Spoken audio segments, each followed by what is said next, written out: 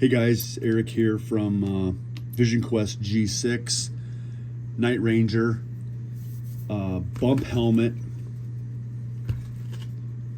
thermal scanner adapters. I know that's kind of wordy, but that's what it is. Here to talk about something that I have talked about in a couple of my videos, talking about mounting our adapters to your bump helmet and some of the caveats. Well, this is the one, really the only caveat to any of them. This is a Bino-Bridge. This is an intermediate piece that goes between an NVG mount and our adapter.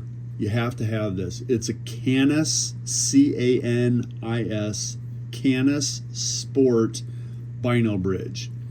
Have to have that to mount our adapter. This goes on here like this. You take the bolt out, mount this on here, put the bolt back through it, and then that's how it attaches to this. And the point of this video is this little detail right here. When you snap a Bino-Bridge into an NVG, it should sound like this. Nice positive engagement. That's what you want. The problem is when these are new, this surface right there, or this wall, that wall is too thick. That surface is too far this way, and it's too thick for that cleat to actually engage. So when it slides down on there, it doesn't fully lock in place and engage. If you have that, whether you bought your NVG mount from us, or you bought it somewhere, Amazon or wherever you bought your mount from, or you bought your Bino-Bridge from us or somewhere else, that could be a problem. You want that to engage. You've got a $600,000, $700,000, $2,000, $3,000 thermal scanner, depending on which model you have, that you don't want falling off of your helmet in the dark somewhere. So one detail that you can help yourself out is to make sure your Bino-Bridge, when you're using our adapters, your Bino-Bridge, or for that matter, it doesn't matter what you're using it on. If you're using a different setup and you have night vision on one side and you have a thermal scanner on the other side of your helmet, and you're using both sides of a Bino-Bridge, that's what these arms are for, is to mount night vision or thermal scanners, depending. If you've got a nice setup and you've got a lot of money invested in this, you don't want this just falling off your helmet because it doesn't engage. I can probably show you right here. This is a brand new Bino-Bridge with both wings and both drop arms. And the problem is, again, that surface right there, or this wall is too thick. That surface is too high. It needs to be down further because it won't engage completely. Yeah, there's a good example. I can't even get it to engage. And I've talked to the manufacturer and they don't want to change anything. So for whatever reason,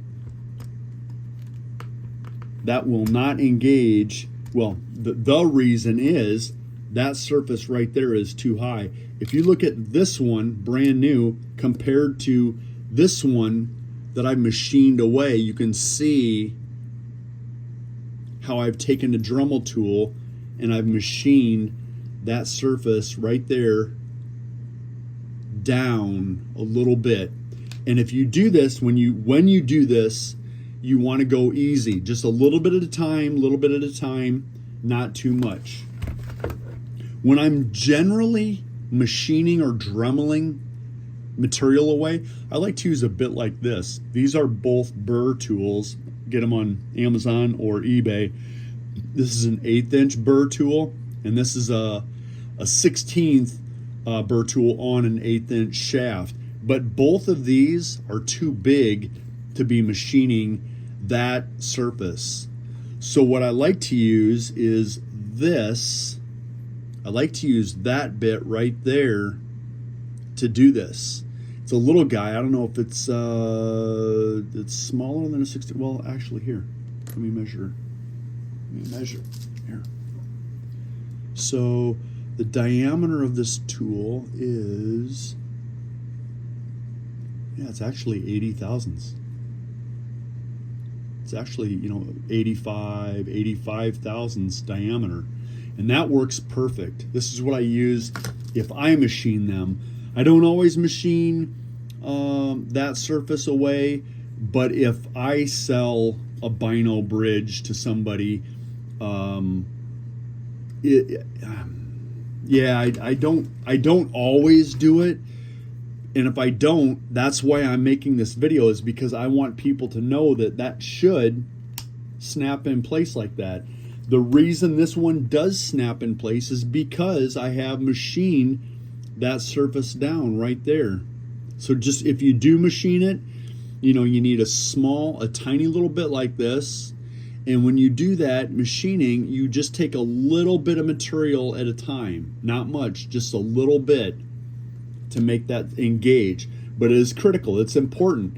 You've got $1,000, $2,000, $3,000 scanner on your helmet, and it's connected to your NVG Wilcox mount, in this case with all of our stuff, with a Bino-Bridge. Or if you're using some kind of a night vision thermal setup and you've got this type of a Bino-Bridge, if your Bino-Bridge doesn't snap in and engage correctly, doesn't snap, this is the problem. It's that surface right there needs to be machined down.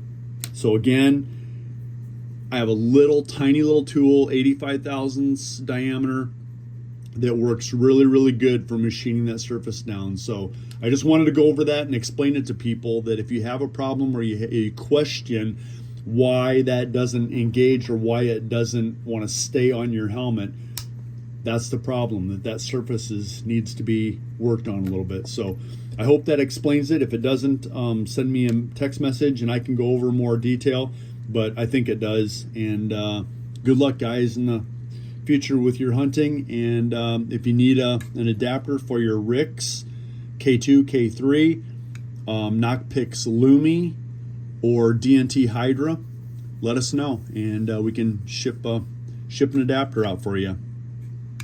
Thanks for watching, guys.